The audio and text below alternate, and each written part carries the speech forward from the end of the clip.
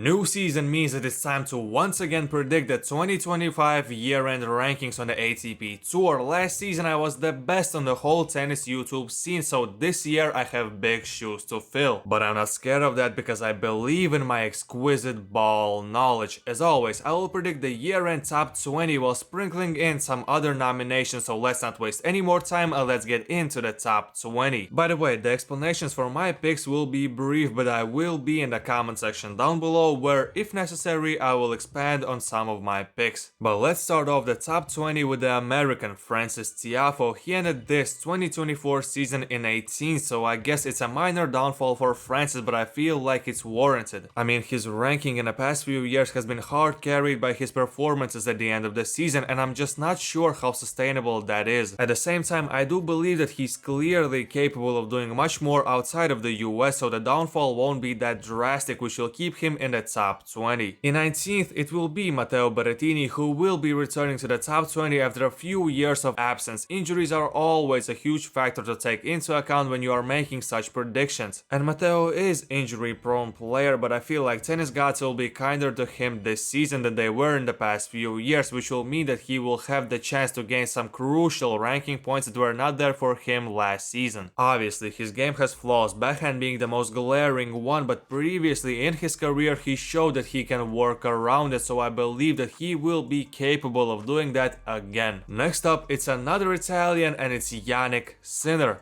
Nah, I'm obviously messing around. The Italian in 18th place will be Lorenzo Musetti. Last year was great for him, he had deep runs at the big tournaments, but I just don't know, Lorenzo feels like such a wishy-washy player that I can't fully trust. One day he can seem like the best player in the world, the next he's losing to Carballes Baena, so I'm a bit skeptical, but I wouldn't be surprised if at the end of the year I'll be proven wrong. In 17th it's Ben Shelton. His ability to play is clearly there, and if tennis was a competition of who can hit the fuzzy ball the hardest, Ben would be the man. But it's not. And that inability to do anything but bash the ball as hard as he can is something that worries me, so I don't see him making that push to make the top 10 this year. In 16th it's Tommy Paul, and he's always an odd one to rank because he's great, there is no doubt about it. His matches against Carlos are some of the most fun matches there are on the ATP Tour. But does it warrant a spot in the top 10? Probably not. Should he be ranked outside of the top 20? I'm also not sure about that, so it just feels right to have him in 16th. Next is Hubert Hurkacz, and maybe I have just forgotten about how good he can be because of his injury at the end of the last season, but I just can't put him above any of the players that I will talk about later in the video. Yes, the serve will probably still be there, and his new super team of coaches implies that he's planning on doing big things, but I just feel like his best days are behind him. Grigor Dimitrov will finish the next season in 14th. He has been going through a resurgence in the last 12 months, but whenever he gets to doing something special, bad things happen. Whether it's injuries or just pure bad luck on the court, it seems like Grigor often gets the short end of the stick, and with him getting older, I fear that his days of being a top 10 player are coming to an end. Since I had many guys fall in the rankings, now it's time for a riser, and his name is Artur Fils. His form at the ATP 500 tournaments was very good, the best one of the tour actually, but if we look at his results at the big tournaments, there is huge room for improvement, and I think that this is the year where we will see him take that step forward, and he will go to the second weeks of the majors, or at least the last 16 of some of the Masters tournaments throughout the year. Next up is Stefanos Tsitsipas, and there is not much to say about him really. He's the same guy that we saw damn near 5 years ago. His flaws are the same, his positives are the same, and because of that he's getting passed by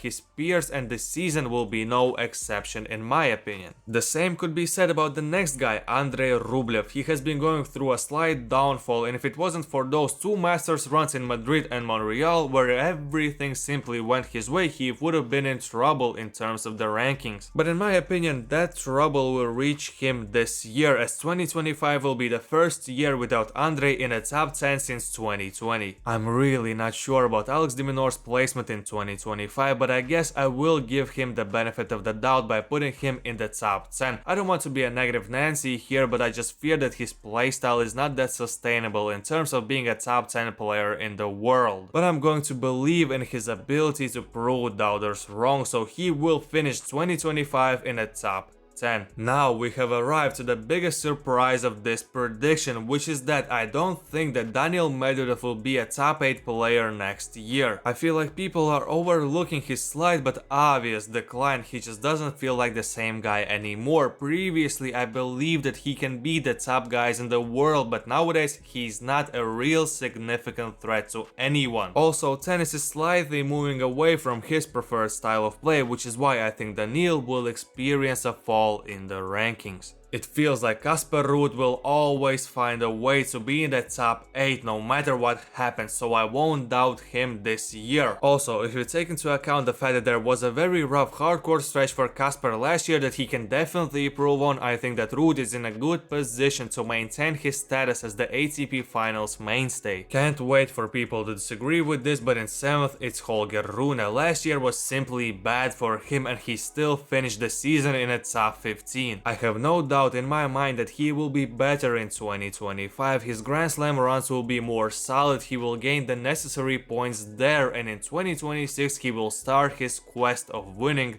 a major title. And 6th it's Taylor Fritz. Slight dropout for the American, but not because I think that he will play badly this year, I just think that 2024 was the year where Taylor jumped way above his head. Even though seeing him school Zverev in every big tournament last year was fun, I don't think that he will be able to maintain that level of beating the top dogs on the ATP Tour, so I predict a slight dropout for Taylor. Before we get into the top 5, let's go quickly through some honorable mentions. 3 guys who I can see being on the brink of reaching the top 20 are Tomas Machac, Flavio Cobolli and Jakub Menšik. All 3 of them are young guys who are definitely capable of taking the next step in 2025. Biggest fall in the rankings will come from Alexei Popyrin. I predict that he will end the year outside of the top 50. Bro is the most mid player in the top 25. That Montreal run changed his life, but there won't be such tournaments for him next year. But the biggest rise in the rankings will come from Dino Prizmic, who will go from 292nd spot to the top 100. Injuries ruined his 2024 season, so if he stays injury free, expect a big rise up the rankings for Dino. The same way I expect a big improvement from the man in the top 5 of my prediction, Jack Draper. Do I have a solid explanation as to why this will happen? Not really, I just like what I saw from him in 2024. As it is with a lot of young players on tour, the problem isn't their lack of skill, their problems lie in other external factors like the fitness issues that were prevalent for Jack in previous years. But since then we have seen gradual improvement from him in that department, and if he continues on that path, I'll gladly bet on him as the shock entry in the ATP top 5 in 2025. In 4th, it's Novak. The same as last year, I just don't see him playing enough to get to the top 3, and to add to that, nowadays he's not leagues above other players on the tour, so even putting him in 4th is a bit of a stretch, but Novak is Novak, so I decided to be a bit cautious here. And the top 3 will have the same players as in 2024, but in different order, and in the 3rd place it's Sasha Zverev. I just don't see him being able to play that many matches at such high level in 2025 as he did in 2024, and I highly doubt that his body will be at 100% in 2025. And a battle that will define the next decade of tennis between Jannik Sinner and Carlos Alcaraz will have Alcaraz as the victorious one in this